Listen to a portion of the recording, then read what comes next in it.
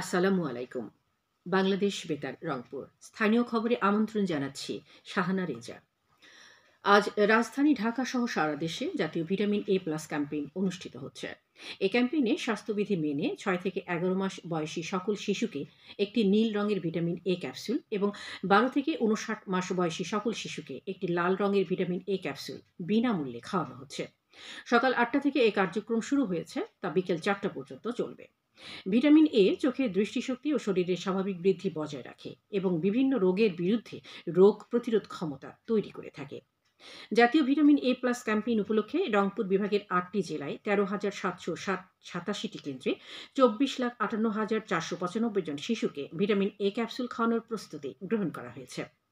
রংপুর জেলায় ২,১২৯টি কেন্দ্রে ৪,৮৮,৩৩৮ জন শিশুকে ভিটামিন এ ক্যাপসুল খাওয়ানো হচ্ছে। এর মধ্যে রংপুর সিটি কর্পোরেশনের আওতাধীন ৩৩টি ওয়ার্ডের ২৯৭টি অস্থায়ী কেন্দ্রে ১,২৯,৮৫০ এবং জেলার বাকি ৮টি উপজেলায় ১,৮৩২টি কেন্দ্রের মাধ্যমে ৩,৫৮,৪৮৮ জন শিশুকে ভিটামিন এ ক্যাপসুল খাওয়ানো হচ্ছে। রংপুর সিটি কর্পোরেশনের স্থায়ী টিকাদান কেন্দ্রে সিটি মেয়র মোহাম্মদ মোস্তাফিজার রহমান মোস্তফা আজ সকালে আনুষ্ঠানিকভাবে কর্মসূচির উদ্বোধন করেন। এ সময় প্যানেল মেয়র মাহবুবুর রহমান মঞ্জু ও সিটি কর্পোরেশনের সচিব জয়শ্রী রানী রায় উপস্থিত ছিলেন। রংপুর সদর উপজেলার হরিদেবপুর ইউনিয়নের গোকুলপুর কমিউনিটি ক্লিনিকে জেলা পর্যায়ের ভিটামিন এ প্লাস ক্যাম্পেইনের উদ্বোধন করেন জেলা প্রশাসক মোহাম্মদ মোবাশ্বের হাসান। সিটি কর্পোরেশনের কেন্দ্রগুলোতে ৪৪ জন সুপারভাইজার ও ৫৯৪ জন স্বাস্থ্যকর্মী ও স্বেচ্ছাসেবী রয়েছেন। ৮টি উপজেলার ১,৮৩২টি কেন্দ্রে ৩,৬৬৪ জন স্বেচ্ছাসেবী, ১,৩০৭ জন স্বাস্থ্যকর্মী ও ৩০৩ জন কর্মী দায়িত্ব পালন করছেন। জাতীয় ভিটামিন এ প্লাস ক্যাম্পেইন উপলক্ষে আজ কুড়িগ্রামে ১,৮৩৮টি কেন্দ্রে ৩,৩৩,৬০৭ জন শিশুকে ভিটামিন এ ক্যাপসুল খাওয়ানো হচ্ছে। এদিকে জেলার রৌমারীতে উপজেলা পরিষদ চেয়ারম্যান মোহাম্মদ শফিউল আলম এবং রাজীবপুরে উপজেলা পরিষদ চেয়ারম্যান মোহাম্মদ শহীদুল ইসলাম শালু সকালে পৃথকভাবে কর্মসূচির উদ্বোধন করেন।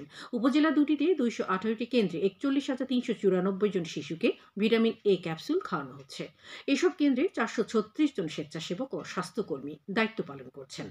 এছাড়া লালমনিরহাটে ১,১২৬টি কেন্দ্রে প্রায় ২ লাখ, গাইবান্ধায় ২,০৩৩টি কেন্দ্রে ৩,৪৬,০৯৮ এবং জয়পুরহাটে ১,৪১,৯৬৭ জন শিশুকে ভিটামিন এ ক্যাপসুল খাওয়ানো হচ্ছে।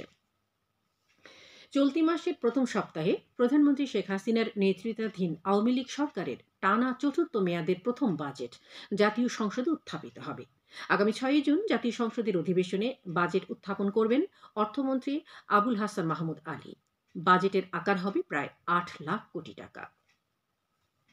বৈশ্বিক পুষ্টিতে দুধ অপরিহার্য, এই প্রতিপাদ্য নিয়ে আজ দেশে বিশ্ব দুগ্ধ দিবস ২০২৪ পালিত হচ্ছে। জয়পুরহাটে বিশ্ব দুগ্ধ দিবস উপলক্ষে আজ সকালে জেলা প্রাণী সম্পদ কার্যালয় চত্বর থেকে একটি শোভাযাত্রা বের করা হয়। পরে প্রাণী সম্পদ কার্যালয় চত্বরে আলোচনা সভা অনুষ্ঠিত হয়েছে। সংসদ সদস্য অ্যাডভোকেট শামসুল আলম দুদু এতে প্রধান অতিথি ছিলেন।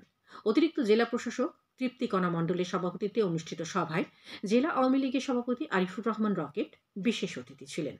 বিশ্ব দুগ্ধ দিবস উপলক্ষে পিকেএসএফ এর সহযোগিতায় কদমতলী মাদ্রাসার এতিম শিশুদের বিনামূল্যে দুধ খাওয়ানো হয়। বিশ্ববাজারের সাথে সমন্বয় করে জ্বালানি তেলের নির্ধারিত মূল্য আজ থেকে কার্যকর করা হয়েছে।